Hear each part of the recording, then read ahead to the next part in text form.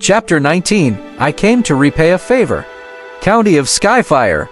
At night, the lanterns of the county office were dimly bright, each and every snowflake dancing under the halo.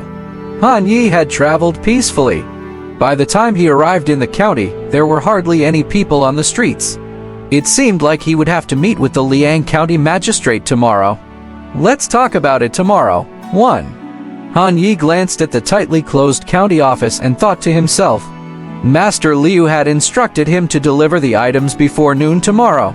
So, he and his accompanying guards casually found an inn in the county to stay for the night. Under the oil lamp, Han Yi was still earnestly reading the forging body for meridians. The large characters on the page in front of him read Blood Marrow Scroll. Because he still couldn't grasp the essence of the Blood Marrow realm, Han Yi read the illustrated book of the four meridians day and night just to find an answer. Those who perceive Qi do not need a perfect physical body, they can also start Qi cultivation. The blood marrow realm is the perfection of the physical body, cultivating marrow like frost, blood like mercury, cutting hair and washing marrow. Biting his thumb, he pondered hard as if he had had an idea. In other words, you can cultivate Qi without breaking through to the blood marrow realm. But he had already come this far. How could he not strive for perfection in his cultivation? Han Yi felt that it would be better to start Qi cultivation after entering the blood marrow realm. In this way, his foundation would be incredibly solid, far surpassing others in the same realm. Creak! Suddenly, a corner of the window in the room opened, and a flash of snow-white shadow caught Han Ye's attention. Huh? Hanya put down the book in his hand, raised the oil lamp, and surveyed the surroundings. With a puzzled look in his eyes, it seemed that he had heard something swish by. As a martial artist, his perception was very sharp. He couldn't be wrong. I didn't expect you, young and sturdy, to be such a diligent learner. Suddenly, a sweet and enticing voice came from behind him. Han Yi was startled, sweating coldly. He quickly turned around and saw that there was a tall and slender girl in a green gown in his room. She was no more than 18 or 19 years old, with shoulders as if carved, a waist as thin as silk, overly thin, and a very fair face with a bright smile. Under the dim yellow glow of the oil lamp, the girl was incredibly breathtaking. If he had to describe her in 3 words, they would be white, young, skinny. But Han Yi was not in the mood to appreciate her. Thinking about it, a beautiful girl appearing out of nowhere in the middle of the night, if she's not a ghost, she must be a demon. Are you a ghost or a demon? Han Yi clenched his fists, condensed the dragon and tiger breath in his fists, calmed his mind, and questioned her. Why must it be a ghost or a demon? Can't I just be a person? The girl who had suddenly appeared from nowhere was laughing, staring at Han Yi with a strange gleam in her eyes. Han Yi sighed helplessly. Please, don't be so obvious. It's winter and it's snowing outside. What normal person would wear a sheer dress in this weather? Also, it's already late at night, and such a beautiful woman appearing in my room is too bizarre. I can tell at a glance that you are not human. As Han Yi spoke, his confidence was gradually strengthened. You're right, I am a demon, and I'm here to eat you.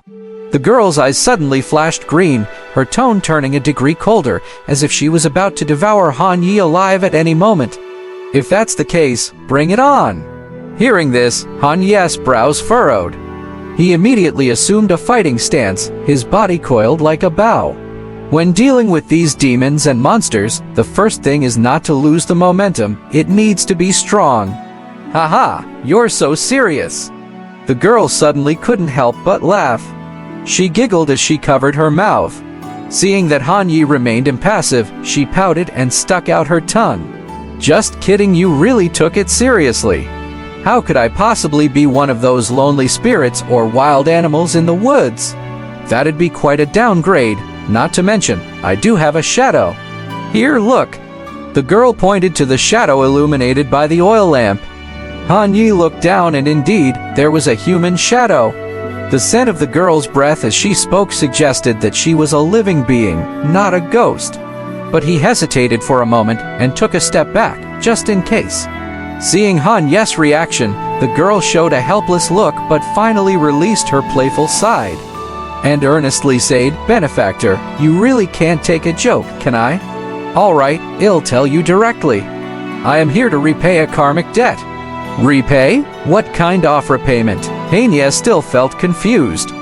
Patience personified, the girl asked, do you remember the white fox you met in the Buddhist temple?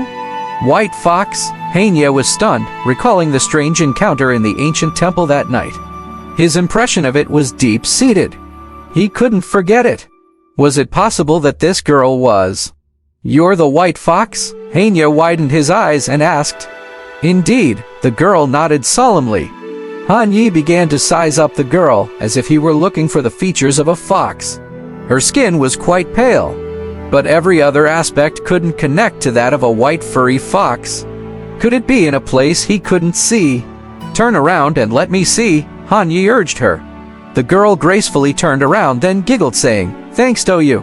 My transformation is extremely perfect. As long as I wish, you won't see any flaws.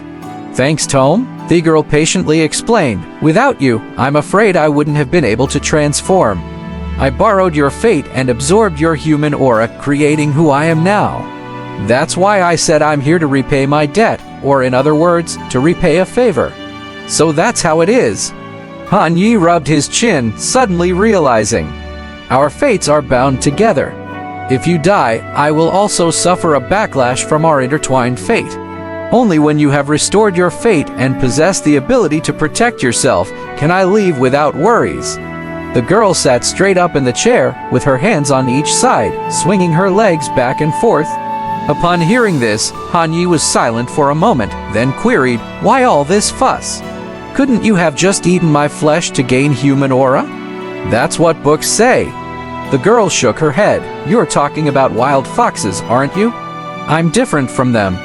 I come from an ancient fox clan. I belong to the Tushan lineage, a true descendant of fox immortals. How could I be compared with those sideshow creatures? They're wicked creatures among monsters, just like lonely spirits. But in the future, I'll be ennobled Tushan. In Han Yi's memory, the Tushan family seemed quite famous. Yes, Tushan. My name is Tushan Kingly. What did you say your name was? Facing this lively and attractive girl in front of him, Han Yi felt a bit unreal. If he understood this girl correctly, she was here to return a favor? H just randomly gained a pet out of nowhere.